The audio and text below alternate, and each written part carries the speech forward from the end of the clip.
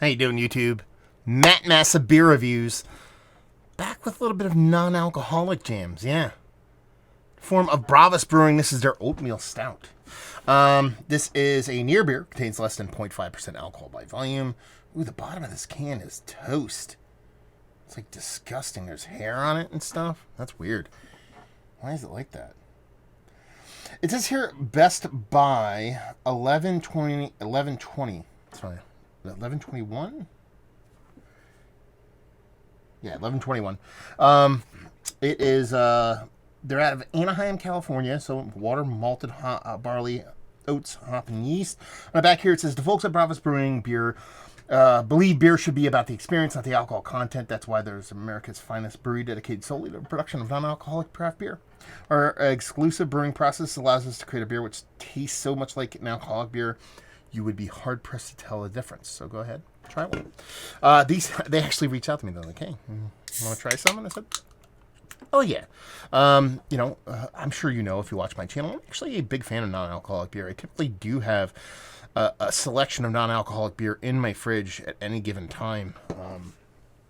Just because sometimes, I'll have a couple of beers. Why did I put that can over there? Because it disgusted me, that's why. Actually, not the actual can art, just that bottom weird hair portion of the show. Anyway. Flavor-wise, it's alright. Oatmeal. Stout. Oatmeal jammers. Label's not too shabby. It looks like an old school kind of brewery kind of label. Beer-wise, looks like a nice kind of like oatmeal stout. But I have usually a couple of non-alcoholic beers around in case I just don't want to have an alcoholic beer and I'm in the mood for a beer. Or let's say I have a couple beers and I get, shouldn't really drink anymore, but I still want to drink beer. Then I could drink some non-alcoholic jams. But as far as that looks, it looks the part of a nice oatmeal stout. Rich, dark in color, nice creamy head. Let's see if we can get notes.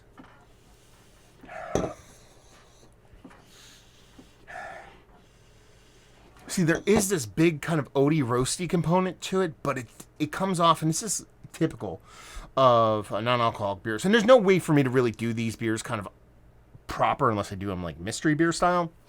But it seems like an undercooked kind of wet kind of oatiness, as opposed to when you get an oatmeal stout in like a regular beer.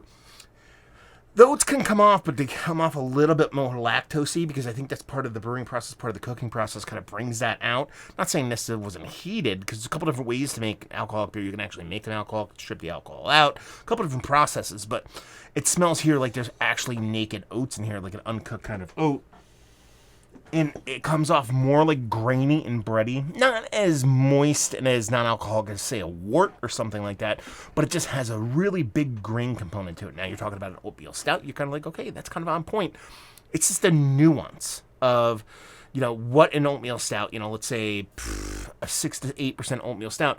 There's not that kind of doughiness to it, that uncookedness to it. Now, I'm not sitting here and saying I hate this nose. It's actually probably a bit more vibrant of a nose. You can tell there's something a little bit different than what you typically get of the beer of this ilk. But it smells nice, though. It smells nice. Oaty, nice, rich, kind of soft chocolate malts to it. Nothing bittering whatsoever in this beer whatsoever. It's just that kind of sweet little maltiness with that little doughy characteristic. Let's dive in. Cheers.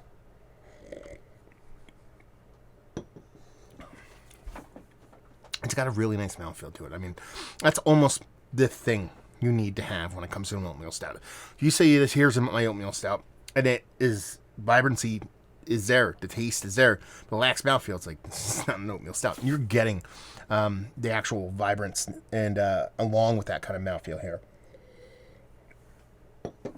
That doughy portion of the show I talked about was on the nose, kind of does trail into the beer itself. So you get this kind of soft, undercooked kind of oat characteristic. Think of like a very like semi-cold kind of or cold thing of oatmeal kind of vibe to it. There's chocolate to it. There's richness to it. There's something beyond that oatmeal. So that lends a different characteristic to the beer. So it definitely gives me a lot of oatmeal stout kind of vibes to it.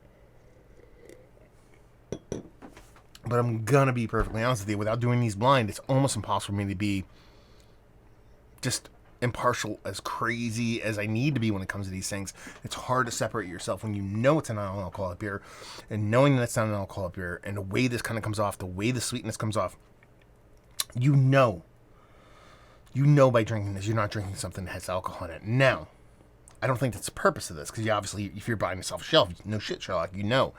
Is it giving me as close to an experience of an oatmeal stout from a non-alcoholic beer that I've pretty much ever had? Because I've had a couple, non-alcoholic stouts. This is probably the closest I've come. Again, that chocolate malt is nice.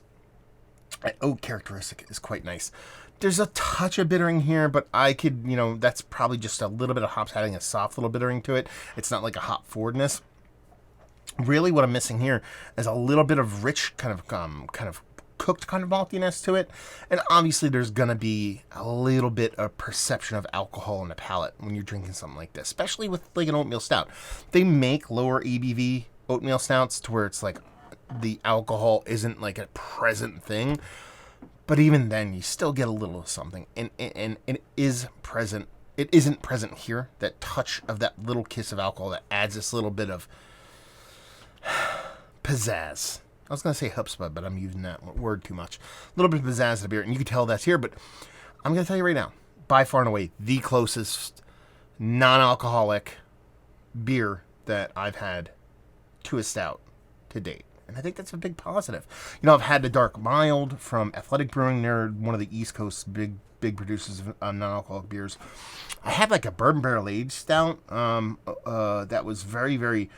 It was fun, but it was just not really beer. It was more of kind of like a malted beverage kind of thing, and I dug it. But this is probably one of those beers, like if you sneak this into a mystery beer, I might talk myself into this being like a 3%, like dark, mild, or pseudo-Czech pills, or it doesn't have the bitterness to be that, but you know what I mean?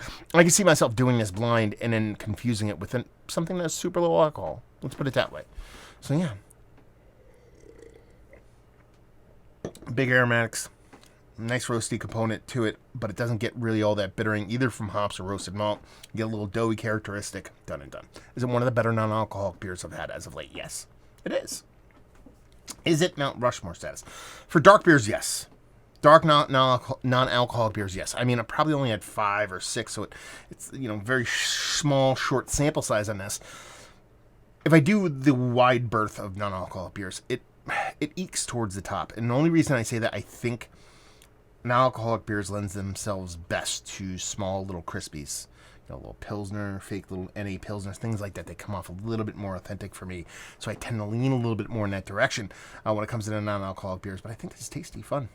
Yeah, definitely something I would pick up. Let's put it that way. If I had, readily available at my grocery store, and I wanted something rich and big but non-alcoholic to kind of cap the end of the night, I'd keep a 6er in this in my fridge, rip one out every, couple weeks or so, and just kind of, ride the tail end of having a couple beers, and this would definitely be fun. Value and availability on these, I actually have no idea. I don't know if we get these up in the East Coast. I'll have to take a peek. Wanted to do zero research before I drank them, as I typically do, and leave you with, if you like what we like this. If you like, oatmeal stouts, if that's your jam, it's not a big, huge market in today's, hipster beer world, but if you like oatmeal stouts and bigger beers and you want something that's non-alcoholic, this is probably, like I said, the best I've had. Out of the limited sample size that I've had, this is definitely the best. So if you're looking for a little NA oatmeal darkiness, this will do you. So there you go. Review in the books. Hopefully you guys enjoyed it. Down there if you want to talk about it. Let me know if you've had this. I'm curious to see if you guys have. Let's see. Massive Beers if you want to check me out doing the social media stuff. Beer Massif if you want to check me out doing the whole podcasting thing. Hopefully you guys enjoyed the review. Hopefully enjoying a little non-alcoholic jammer right now. Hopefully see you next time. Cheers.